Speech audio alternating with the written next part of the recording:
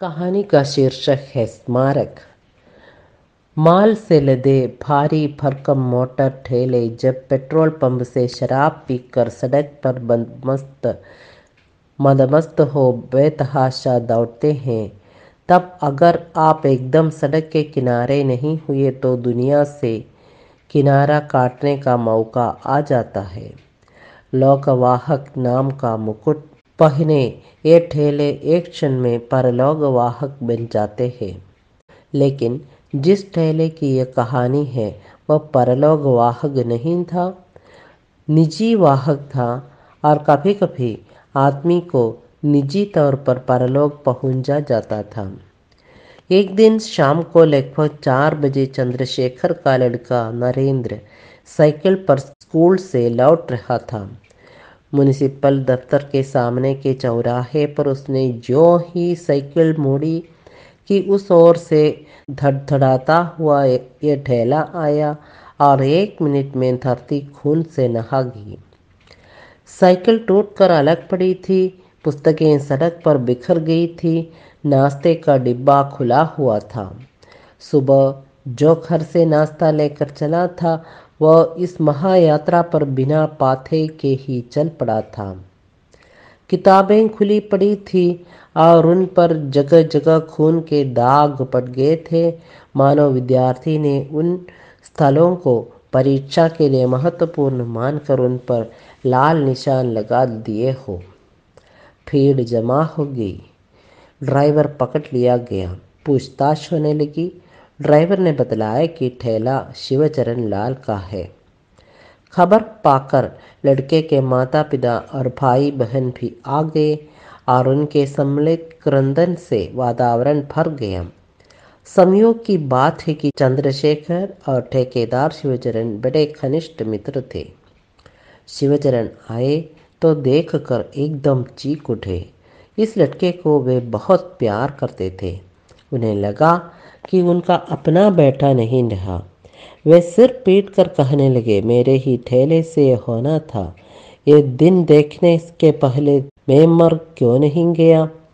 इस ठेले को आग क्यों नहीं लगी? लोगों ने समझाया बुझाया, आरती उड़ी, चिता बनी और थोड़ी देर में शेष भी अशेष हो गया।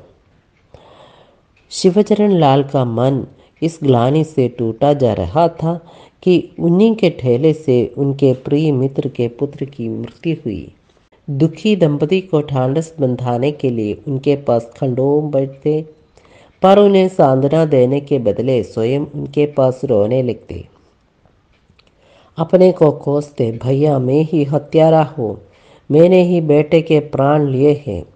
तब चंद्रशेखर स्वयं अपना दुख भुलाकर शिवचरण को समझाते, भैया उसे तो जाना ही था सो चला गया। ठेला तो इसमें निमित्त मात्र था, इसमें तुम्हारा क्या दोष? होने को कौन रोक सकता है? दिन बीतते गए। दंपति के मन पर से दुख का बोझ कम हुआ तो नीचे दबे हुए दूसरे भाव झांकने लगे। विशेषकर चंद्रशेखर की पत्नी को यह बात बार बार काटने लगी कि जिस ठेले से नरेंद्र की मृत्यु हुई वह शिवचरण लाल का था। एक दो बार उसने भीतर से कह दिया, अपने ही घर के डांडे से हमारे भाग फूटने थे। शिवचरण ने एक दो बार ये बात सुनी और दंपति का बदलता हुआ रुख देखा तो उन्हें भी बुरा लगा। वैसे तो वे स्वयं भी अपने को कई बार कोसते थे, हत्यारा कहते थे, पर नरेंद्र की मांग के मुख से सांकेतिक भाषा में सुना तो अच्छा नहीं लगा। स्वयं यही बात कहते तो उसमें आत्मस्वीकृति और पश्चाताप का गौरव और संतोष रहता। दूसरे के मुंह से वही बात निकली तो उसमें आरोप की कटुता आ गई। उन्होंने चंद्रशेखर के हंजाना आना कम कर दिया। दंपति ने जब ये देखा तो कहने लगे कि बेटे की जान ले ली और अब मुंह भी नहीं दिखाते। शिवचरण अपने मन का बोझ उतारना चाहते थे। वे कुछ ऐसा करने चाहते थे जिससे उनके मन को शांति मिले और दुखी दंपति को भी संतोष हो।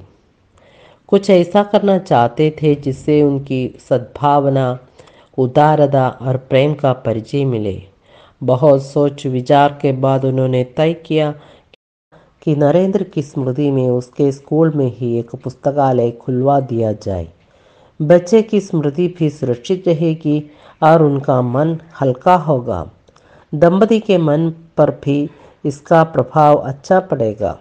उन्होंने स्कूल के अधिकारियों से बात की और स्कूल के अहाते से लगी हुई जमीन का टुकड़ा खरीदकर उस पर पुस्तकालय की इमारत बनवाने की बात तय की। चंद्रशेखर के यहाँ आना जाना वे काफ़ी कम कर चुके थे। वे अपनी इस योजना से उन लोगों को चकित कर देना चाहते थे। इधर दुखी दंपति के पास से मित्र अलग हुआ तो अन्य लोग आने लगे। शुभचिंतकों ने उन्हें घेरा। बिन कारण परोपकारी लोग मुफ्त सलाह पेश करने लगे। एक वर्ग है जिसकी जीविका संघर्ष से निकलती है।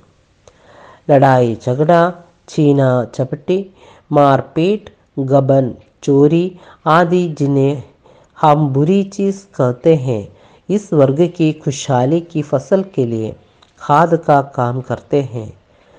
सब कहीं शांति, प्रेम, बंधुत्व हो तो इसे बहुत अखरता है। यह है वकीलों का वर्ग। वकीलों ने चंद्रशेखर को घेरा, सलाह दी कि चूंकि यह ठेला शिवचरण लाल का निजी ठेला था, इसलिए उन पर हार जाने का दावा किया जा सकता है। पहले तो चंद्रशेखर को यह बात ठीक नहीं लगी, पर समझाने पर वे मान गए।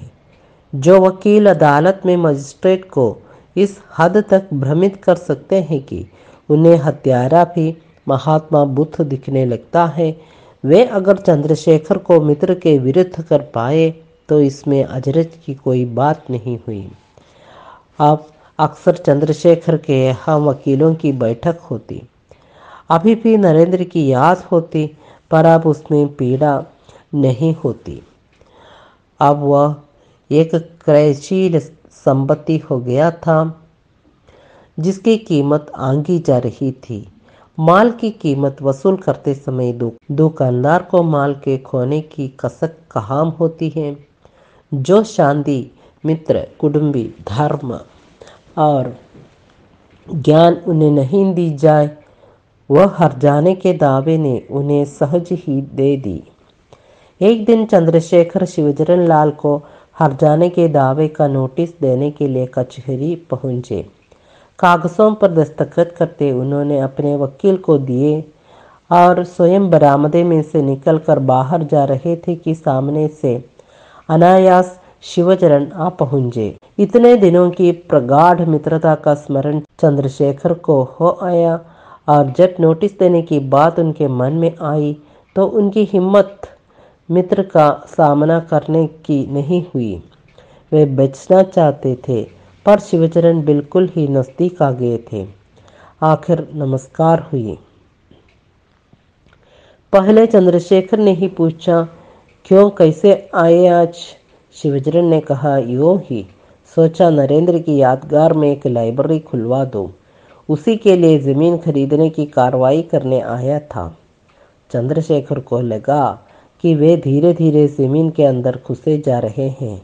आत्मग्लानि से उनका अंग अंग जलने लगा। वे वहां से भागना चाहते थे। शिवचरण ने पूछा, और तुम कैसे आए? चंद्रशेखर ने कहा, यूं ही एक मामले की पेशी थी। जल्दी ही छूटकर चंद्रशेखर वकीलों के कमरे में गए और अपने वकील से हर जाने के नोटिस के कागज मांगे। हाथ में लेकर तनिक देर उन्हें देखते रहे और फिर जैसे कोई शत्रु पर प्रहार करता है, इस गुस्से और फुर्ती से उन्हें फाड़ कर फेंक दिया। वे फौरन घर आ गए। इधर शिवचरण आगे बैठे तो उन्हें एक परिचित मिल गए। वे बोले, ठेकेदार साहब, कुछ खबर है?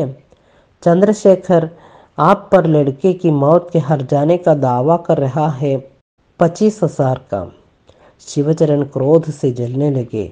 मन ही मन बोले, इतना नीच है यह, मुझसे बेटे की कीमत वसूल करना चाहता है। देखता हूँ मुझसे एक कौड़ी भी कैसे लेता है। वे तुरंत दफ्तर में गए, जमीन की खरीद के कागज वापस लिए, तनिक उन्हें हाथ में लेकर देखा, फिर जैसे कोई शत्रु पर प्रहार करता है इस क्रोध और फुर्ती से फाड़ कर फेंक दिया। इसके बाद वे तुरंत ही घर आ गए। एक सप्ताह बीत गया। एक ग्लानि में जलता रहा, दूसरा क्रोध में। न इन्हें नोटिस मिला, न लाइब्रेरी की इमारत का काम शुरू हुआ। 8वें दिन चंद्रशेखर शिवचरण के घर गए। आंखों में आंसू भरकर बोले, भाई मुझे माफ कर दो, मैं बहुत नीच हूँ। मैं तुम पर हर जाने का दावा करने जा रहा था। उस दिन तुम न मिलते तो अभी तक तुम्हारे पास नोटिस आ गया होता। तुमसे भेंट होने के बाद मैंने उसे फाड़ कर फेंक दिया। शिवचरण की भी आंखें गीली होगी। वे बोले, मैं भी कुछ कम नीच नहीं हूँ। क्रोध तो तुम पर आया और बेटे की स्मृति की हत्या कर दी मैंने। तुमसे भेंट होने के बाद मैंने जाना कि तुम कचहरी आए थे। बस गुस्से में मैंने ज़मीन के कागजात फाड़ कर फेंक दिए। उस दिन दोनों मित्र बड़ी देर तक साथ बैठे रहे। पश्चाताप की जल ने दोनों के मन को निर्मल कर दिया। दूसरे दिन दोनों कचहरी गए। जमीन खरीद दी गई। विशाल लाइब्रेरी बनी। अभी भी बच्चे का यह भव्य स्मारक खड़ा है, परंतु इसके पीछे मनुष्य की करुणा और क्रूरता, उदारता और कृपणता, स्नेह और घृणा के ईंट गारे से बना हुआ जो स्मारक खड़ा है, उसे कौन देख पाता है।